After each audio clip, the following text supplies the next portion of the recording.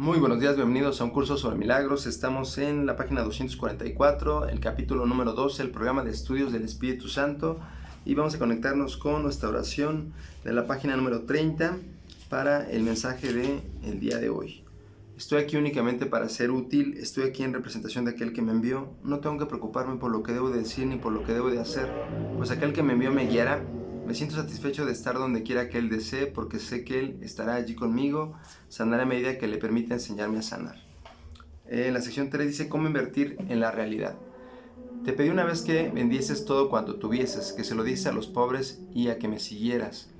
Esto es lo que quise decir si no inviertes tu atención en ninguna de las cosas de este mundo. Esto es fantástico, esto es muy importante.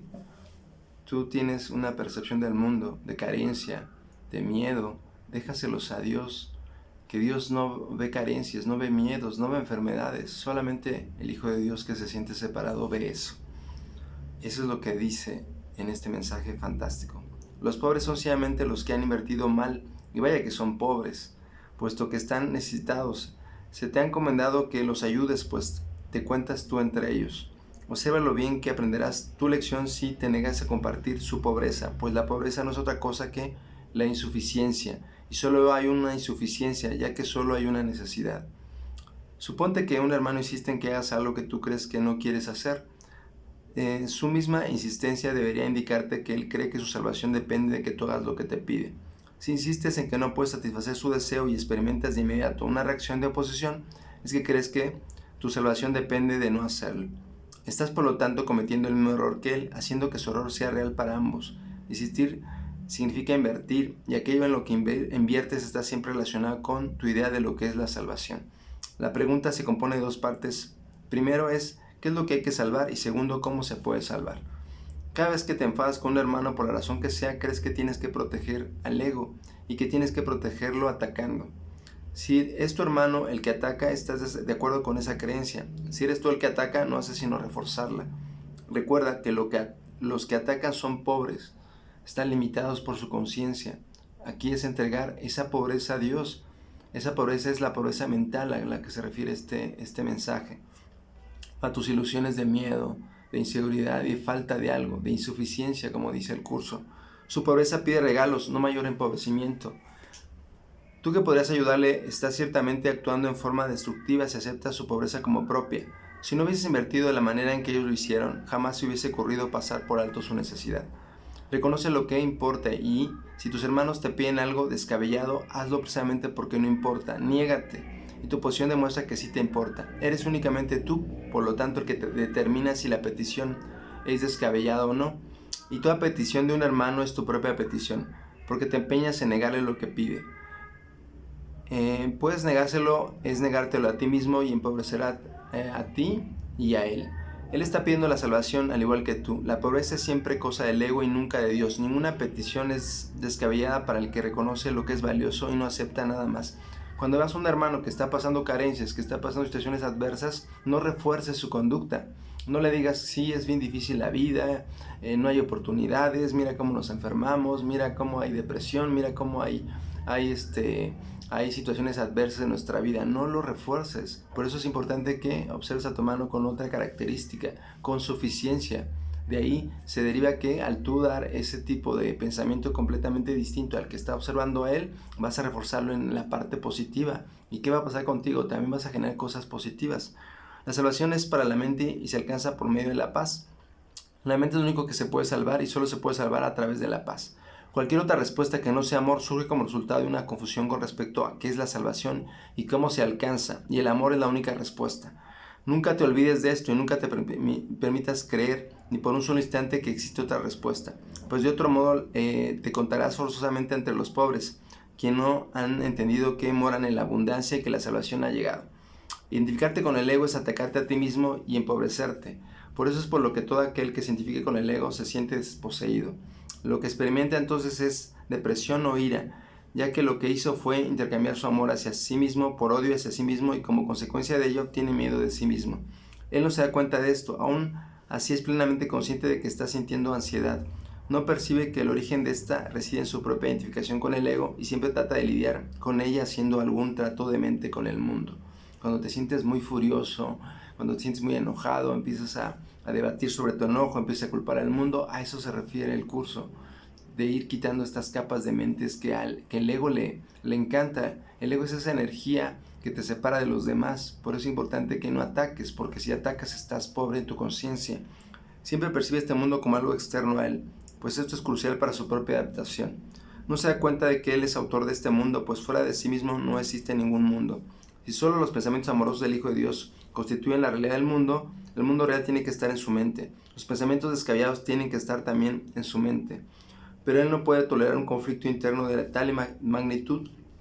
Una mente dividida está en peligro y el reconocimiento que alberga dentro de sí pensamientos diametralmente opuestos es intolerable. Proyecta por consiguiente la división, la no realidad. Todo lo que percibes como el mundo externo no es otra cosa que tu intento de mantener vigente tu identificación con el ego. Cuando tú estás mal internamente es porque estás observando un mundo completamente demente, como dice el curso, un mundo completamente caótico. Y eso es lo que hace el ego y se mantiene en esa misma energía cuando tú la estás creando a partir de estas ilusiones que dice el curso que estás pensando. Observa sin embargo lo que ha sucedido, pues los pensamientos tienen consecuencia para el que él los piensa. Estás en conflicto con el mundo tal como lo percibes porque crees que el mundo es antagónico a ti. Esta es una consecuencia inevitable de lo que has hecho. Has proyectado afuera aquello que es antagónico a lo que está dentro. Lo que es dentro está afuera. Si tú tienes miedo dentro, vas a proyectar miedo afuera y los demás van a lastimarte. Y así no puedes por lo menos que percibirlo de esa forma. Por eso es por lo que debes darte cuenta de que tu odio se encuentra en tu mente y no fuera de ella, antes de que puedas liberarte de él, y por lo que debes deshacerte de él antes de que pueda percibir el mundo tal como realmente es. He dicho antes que Dios amó tanto al mundo que se lo dio a su Hijo unigénito. Dios ama ciertamente al mundo real, y aquellos que perciben la realidad de esto no pueden ver el mundo de la muerte, pues la muerte no forma parte del mundo real en el que todo es un reflejo de lo eterno. Dios te dio el mundo real a cambio del mundo que tú fabricaste como resultado de la división de tu mente, el cual es un símbolo de muerte. Pues si pudieses realmente separarte de la mente de Dios, vas a morir, perecerías. No te puedes separar de la mente de Dios jamás. El mundo que percibes es un mundo de separación. Quizás estés dispuesto a aceptar incluso la muerte con tal de negar a tu Padre. Sin embargo, Él no dispuso que fuese así, por lo tanto no es así. Tu voluntad sigue siendo incapaz de oponerse a lo que la suya dispone, y esa es la razón de que no tienes ningún control sobre el mundo que tú fabricaste. No es este mundo que provenga de la voluntad, pues está regido por el deseo de ser diferente de Dios, y este deseo no tiene que ver con la voluntad. El mundo que has fabricado es por lo tanto completamente caótico y está regido por las leyes arbitrarias que no tienen sentido ni significado alguno, que son las leyes del ego, de lo perecedero, de la muerte, del caos, del conflicto. Por eso te tienes que identificar con tu ser, con Dios. Es lo que viniste a hacer.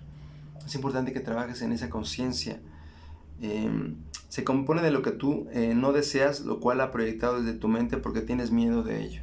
Sin embargo, un mundo así solo se puede encontrar en la mente de su hacedor, junto con su verdadera salvación. No crees que se encuentra fuera de ti, ya que únicamente reconociendo dónde se encuentra es como podrás tener control sobre él. Ciertamente tienes control sobre tu mente, ya que la mente es el mecanismo de decisión. Si reconocieses que cualquier ataque que percibes se encuentra en tu mente, y solo en tu mente habrás por fin localizado su origen. Y ahí es donde el ataque tiene su origen, ahí mismo tiene que terminar. Tienes que calmar tus pensamientos, no atacar a la persona que está enfrente de ti, no pensar de una manera negativa, de una manera adversa, cambiar tu conciencia, cambiar tus pensamientos. Pues en este mismo lugar reside también la salvación, el altar de Dios donde Cristo mora y se encuentra dentro de ti.